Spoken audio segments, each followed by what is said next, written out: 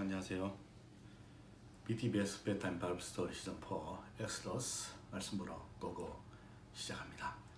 오늘의 이야기는 시내산 언약이에요. 이스라엘 백성들은 애굽에서 출발한 지 3개월 만에 시내산에 도착했어요.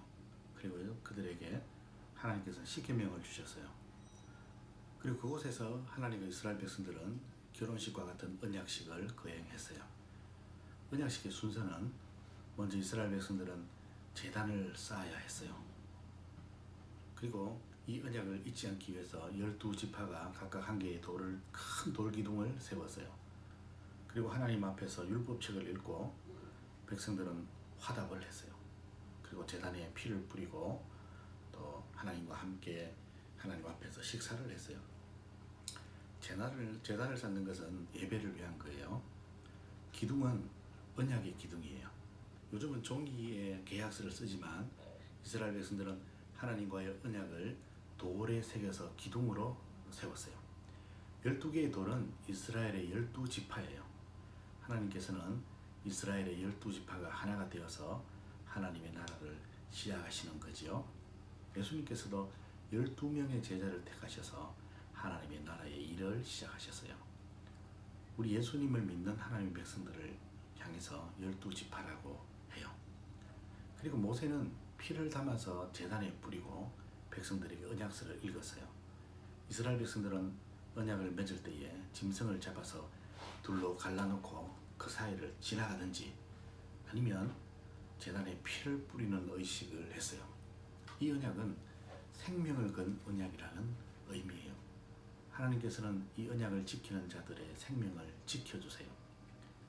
그러나 그들이 이 말씀을 어길 때에는 자신의 생명을 내어놓아야 해요. 그만큼 언약은 반드시 지켜야 하는 거예요. 예수님께서도 우리를 하나님의 자녀가 되기 위해서 자신의 피를 쏟으셨어요. 그래서 예수님의 최후의 만찬 때에도 이제는 내 피로 세우는 언약이다 라고 말씀하셨어요. 언약 밖에 있다는 것은 죽음을 의미해요. 언약 밖에 나가면 자기 생명을 내어놓아야 해요. 왜냐하면 하나님과 생명을 건 언약을 했기 때문이에요. 예수님을 믿는 사람들은 예수님의 피로 언약 안에 들어간 하나님의 백성들이에요.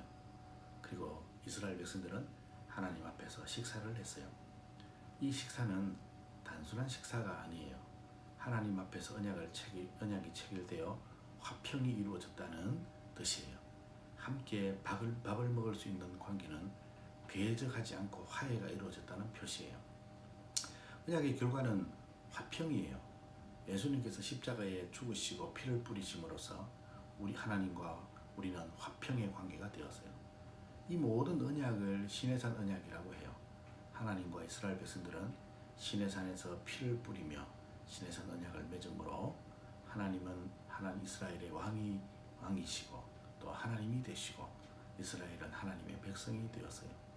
하나님과 언약을 맺은 사람들은 하나님의 백성이고 하나님이 왕이기 때문에 왕이신 하나님께서 그 백성들을 지키시고 보호하시고 필요한 것을 공급하시고 가장 좋은 길로 인도해 주세요. 우리가 하나님과 언약을 맺기 위해서 예수님께서 그 언약을 맺도록 도와주셨어요.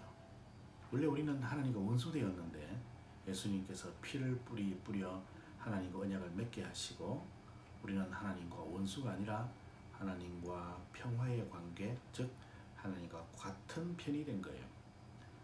이스라엘 백성들은 시내산에서 모세를 통해서 시내산 언약을 맺음으로 하나님의 백성이 되었지만 우리는 예수님을 통해서 하나님과 언약을 맺을 수 있게 되었어요. 그래서 예수님을 통해서 우리는 하나님의 백성이 되어요. 그 언약 안에 있는 사람들은 하나님의 백성이며 하나님은 보호해 주시고 인도하시고 공급해 주세요. 목사님이 기도합니다. 하나님, 우리가 예수님을 통하여 하나님의 백성이 되게 하시니 감사합니다. 예수님의 이름으로 기도합니다. 아멘. 오늘의 퀴즈.